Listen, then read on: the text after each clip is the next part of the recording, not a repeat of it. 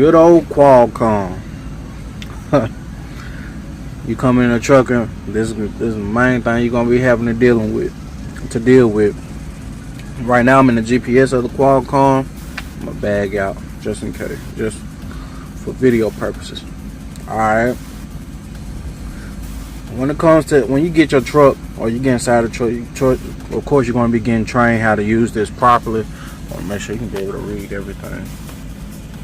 Alright, right now you got your messages, you got your map, go down to the bottom, go up right here. That's your hours of service, critical event reporting. Some companies got it, some companies don't. That's where you're gonna log in, make sure that you get, basically you being responsible for the truck.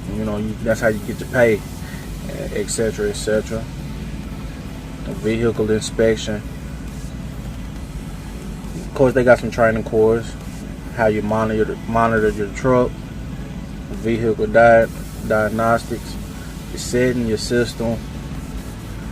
This is where you basically going to be operating from. I'm gonna start with messages since it's first. Boom. This is where you're gonna receive all your pre-planned loads, your load assignments. This is how you're gonna communicate with your dispatch. Basically, you can. Okay, APU came on. You got your inbox, of course. If you're used to text messages, this is just the same thing. Or email, your inbox, outbox. This is where you're going to be sending off messages.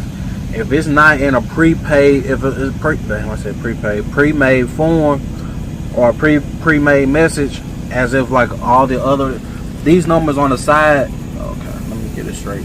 These numbers on the side from 1 all the way down. I'm gonna scroll down later. Some companies, well, we call them as macros. Send off a macro 1, macro 2. Send off whatever macro is needed for whatever situation you are in. And usually your free form is when you need to ask a question. You might even have to ask them, hey, what macro I need to send right now? What's going on? And that's where you'll come in on your free form. I understand the free form plenty of times. Hey, I'm waiting on such and such, or I'm in traffic, I might be late. It's just certain messages you can send free form versus calling, basically. Over here, you don't have to remember them. You don't have to memorize all these macros. Just know what situation you are in, and then you send off that macro. Over here, see, some companies you might have to send off like maybe 2 macros or 3. I think over here we damn near got to send out 3 macros. I was like, shit, y'all put y'all drivers to work, but hey, it is what it is. I'm just showing you what's on them. It's nothing that is complicated.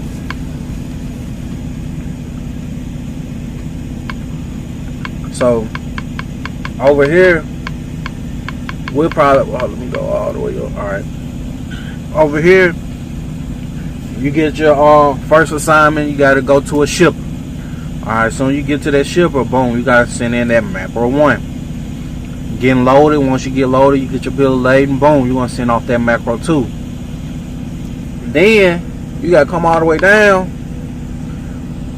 and send off a macro 14. The company I was at, the macro 14 was mixed in with your loader call.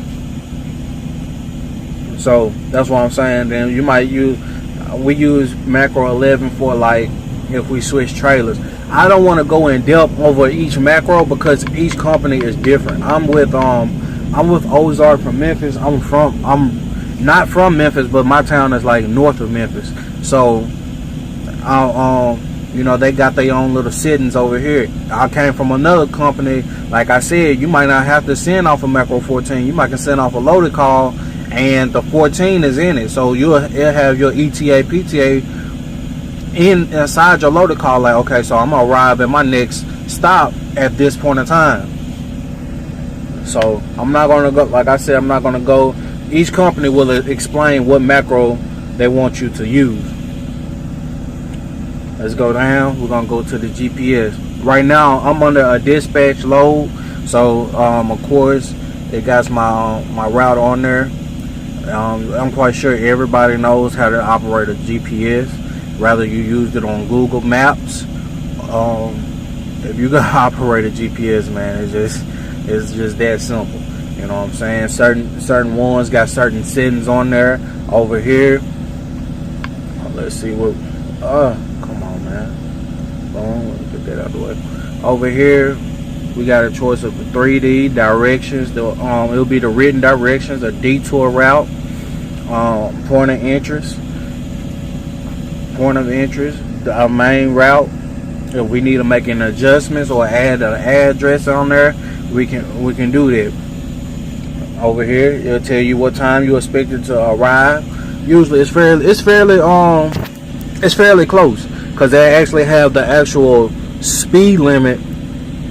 It'll actually have the actual speed limit for majority of the roads that you're on. So, and I'm a company driver. I'm a company driver as of now.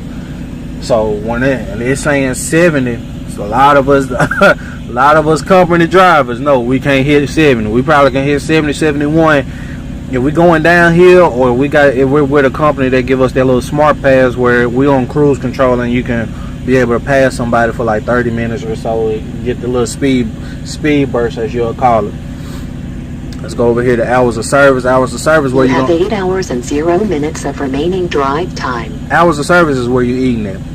I ain't gonna lie to you.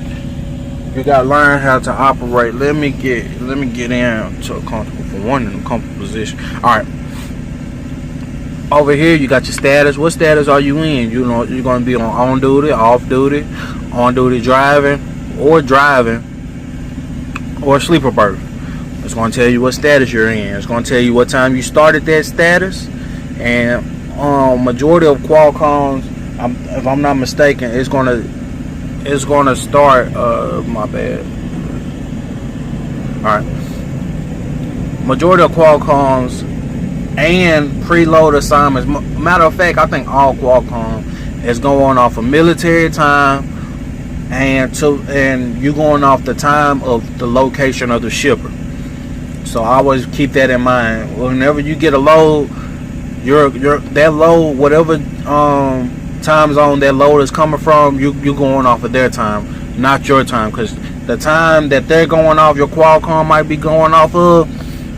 See, Memphis is Central Time, so Memphis is Central Time, but I might be getting a load from North Carolina, which is Eastern, or So then I think they're an hour ahead of us, if I'm not mistaken. So you gotta be mindful of where you're getting your loads at, and knowing how to read military time. Some people don't, some people do.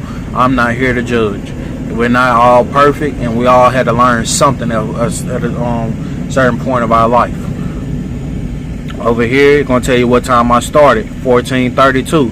The easiest way for me to read military time, I take that 4 subtracted by 2, and they usually give you your time. You can say 14 and subtracted by 12, but we already know the ones cancel out, so why not just subtract it by 2? Just keeping it at that. So that 14:32 is really 2:32. 15:06 is 5:06. You see what I'm saying? Damn, it's only 5. Oh, okay, but it's 6 here. I'm in New Jersey. It's 6 here, and I got the load that's ready to should be picking up at 16:30, 16:50, I believe. But I'm here early, and as you see, yes, I've been in the sleeper that long. I've been here overnight. I had dropped off a load, and I had to pick up a late load. That's where I'm on now. So I've been here that long, but they also gave me $75 just for sitting here. So the exceptions, I don't know. I was never taught that, and I never seen it in place. So over here, it's going to tell you when you did your last reset. That date probably is when I came. What happened? I think I came off of home time. And those hours to be gained, always keep that on eye. Keep an eye out for that. If you're out here, if you're not doing flatbed, always keep an eye on the hours to be gained. Flatbed, the reason I say if you're not on flatbed gains almost a full clock, 8 hours plus, because they're gonna go on duty for loading up their securing their load and then driving. Over here, if you're doing dry van, and if I'm not mistaken, reefer, the most you're going to be doing is on duty for your PTI. And then you might have your own duty for dropping a trailer and being at a shipper. Either or is not going to get nowhere near to what some of these flatbed getting for securing their load. I think one of my partners told me it take him anywhere up from an hour to 2 hours just to secure the load. So, you know, always keep a good eye on that, because I'm gonna get into it later.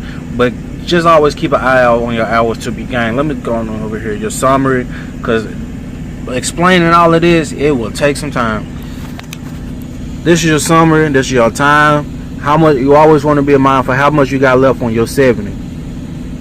As you can see, it's 15, but by the time I get to rolling, I really don't have to stress over it, because I got hours that's going to be coming back. You got your 8, your 11, 14. I believe in school, majority of schools going to teach you about this. You know, after your 8 hours of driving, you're going to need a 30-minute break. But usually you're not going to drive your whole 8 hours out. What you're going to do is probably drive 5, or you're going to drive anywhere from 3 to 5 hours. Take a 30-minute break and then go off your 11-hour clock. The reason you want to go off your 11-hour clock is so you know where you at driving wise, and then from there you'll go from your 14. If you're going off your 14-hour clock, something went wrong. Maybe you've been at a shipper too long. Maybe you've been in and out of these fuel stops too long. But you never really want to be running off of your 14-hour clock. That's when you shouldn't be stopping at all, unless you're at your final destination. Because once you stop on 11, from between your 11-hour and 8 hours, once you stop and maybe you stop for a 30-minute break, you know, boom, your time coming back. Sometime kind of coming back. After that, you running off of that 14. Don't matter how much you stop, that time going to keep going down, and that's your ass. Keep going. You're gonna have to keep rolling. Usually I don't use the general. I think my homie can tell me how to. That's what your graph gonna look like if you was on paper log. If you hear anybody bringing about paper logs, I rarely use that. This right here is going to tell you how many miles you got in a particular day, how many hours you was on driving, and then your driving plus on duty. That will be your time here.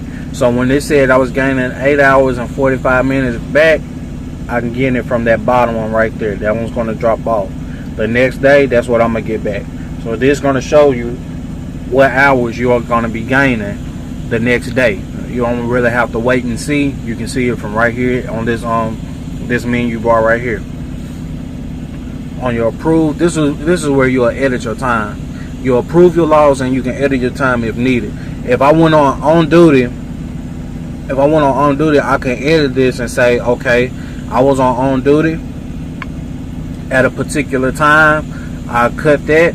I press the cut bar, and then if I'm on duty, it will have the original time that I came from my previous task. So if I'm saying I'm on duty, it will say sleeper berth, and then how much time I've been on my sleeper berth. And usually this is the times you're going to be looking for. Either you want your time to go down or up from here, or you want your time from here to go down or up from this time. That's where your number is going to come from. Alright, so when you go to editing, maybe you're going to be editing your time to match something from this number right here, or you want this number to go up or down, but it's coming from this number right here. You feel me? So you can be able to adjust too. But since I didn't go on a previous, or I didn't log on a previous duty, I can't edit in my bottom one. Some companies, okay, does it get it? Start in 3539. Okay, so they put theirs in. Some companies, the reason I pause right there, some companies want you to type it in yourself, but obviously they type it in. So like I said, man, that's the Qualcomm. You know, it's not hard. It's not as hard as people making it out to be. And the old saying is, if you can operate a smartphone, you can operate a Qualcomm. And the more that I thought about it, it is fairly true, because you're only dealing with 3 apps that they call on here, 3, maybe 4, and your 4th one will probably be here. And then certain companies want you to do this is how they approve the pre-trip and the post-trip inspection. So, you know, it's not hard, man. It's basically what you make it out to be. Well, I'm gonna chill because I'm waiting on FedEx to call me on this load, man. I hope y'all have a good one. Here go an example of editing. I'm already on duty, right? So I'm gonna go here, put myself off. Yeah, that's what I'm gonna do. Take a finish out this break. So what I'm gonna do, I'm gonna edit this. Let me get a click here. I'm gonna edit this. I'm gonna go over here on cut. That's what I need to do, split the time. So it's gonna say on and on. Well, I just put myself off duty, right? I'm gonna need this to go back some, because all I did was fuel. Put myself at a fuel stop. Boom. I'm gonna need this to go back some. So in order for it to go back, I'm gonna put myself around over here. You can go as short as 8 minutes. I would like to put 10. So I'm gonna put myself at 10-minute fueling, right? Well, 10 minutes from this time. All right, 10 minutes from this time right here. 8. So I'm gonna need to put this time back 3 more, so it can put me at 10 minutes, right? That's kind of simple. Some people just don't know it. So I'm gonna click over here. I'm gonna put 10. Oh shit. There you go. Alright. And you see how that adjusted? Let me go 25 so you can see what time is moving. All my times are moving. This one and this one is gonna be main ones moving just for me adjusting. This is the time you're adjusting right here. You see what I'm saying? But if you wanted to edit, you got to know which time you want to edit. So I'm gonna just say I was here 10 minutes, and now I've been on break for 17. Now I got 13 more minutes, and I can keep on rolling. That's how you edit your time.